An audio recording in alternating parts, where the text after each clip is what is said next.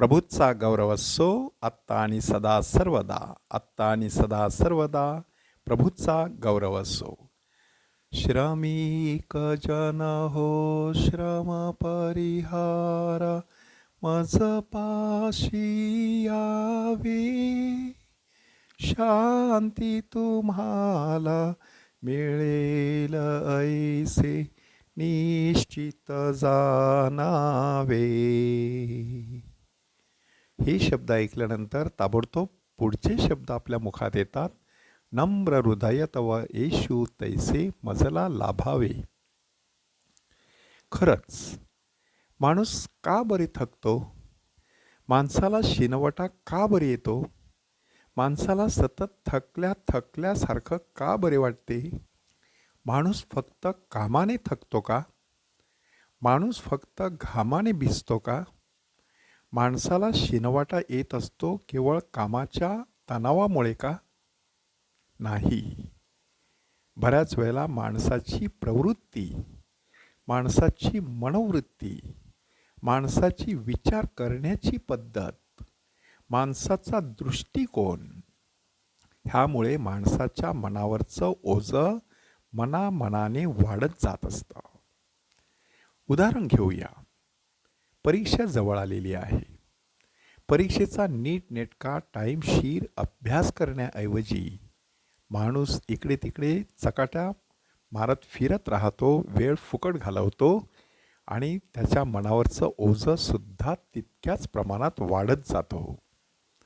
परीक्षा जवळ आली असताना टी व्ही बघायला बसलेला मुलगा ना धड चांगल्या प्रकारे टी व्हीवरच्या कार्यक्रमाचा आस्वाद घेऊ शकत आणि ना अभ्यास करू शकत.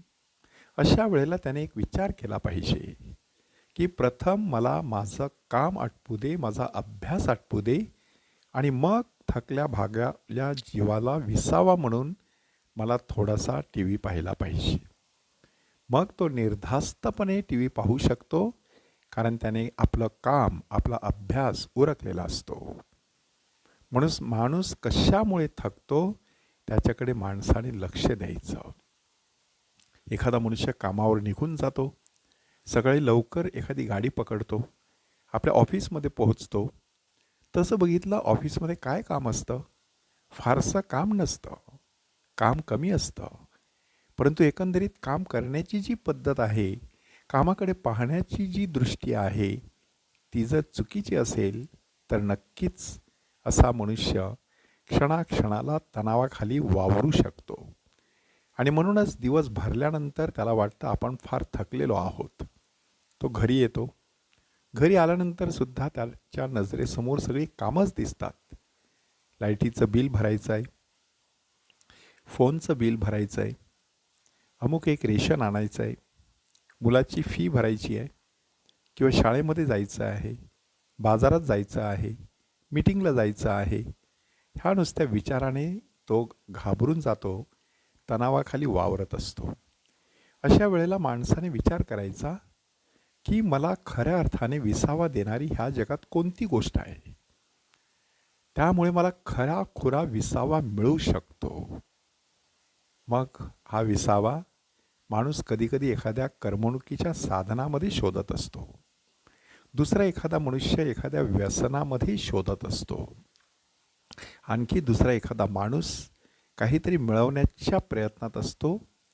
तर दुसरा एखादा माणूस एखादा छंद जोपासण्यामध्ये आपला विसावा शोधत राहतो.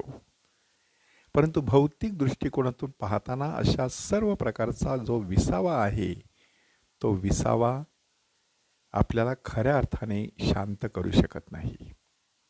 अगस्तीनने ते अनुभवलं आणि मग एक सुंदर असं वाक्य म्हटलं की हे परमेश्वरा, आमची हृदये तुझ्यासाठी निर्माण करण्यात आलेली आहेत.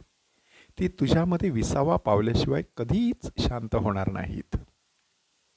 येशूसुद्धा आज सांगत आहे, अहो कष्टी आणि भाराक्रांत जन हो, तुम्ही माझ्याकडे या, म्हणजे तुमच्या जीवाला विसावा मिळेल.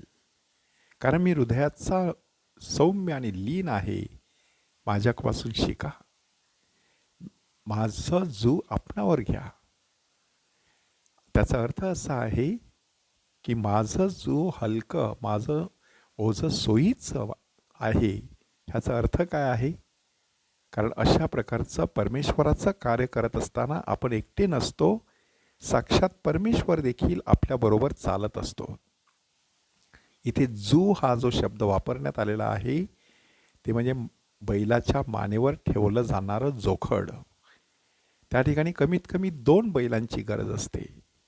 म्हणून परमेश्वर जेव्हा सांगतो माझं जू आपणावर घ्या, तेव्हा त्याने एका बाजूला खांदा घातलेला असतो, दुसऱ्या बाजूने आपण खांदा घालायचा असतो आणि मग त्याच्याबरोबर चालण्यामध्ये केवढा मोठा विसावा.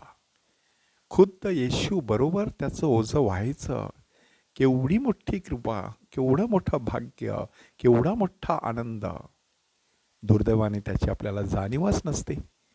म्हणून आपल्याला प्रत्येक गोष्ट म्हणजे जणू काही फार मोठं लोढणं वाटतं गळ्यातलं. आज आपल्या सर्व चिंता विवंचना त्याच्यावरती सोपूया. तो नक्कीच त्या पेलण्यासाठी आपल्या पंखामध्ये बळ देईल ह्याची शाश्वती बाळगूया. प्रभूचा गौरव असो आत्ता आणि सदा सर्वदा. आत्ता आणि सदा सर्वदा प्रभूचा गौरव असो.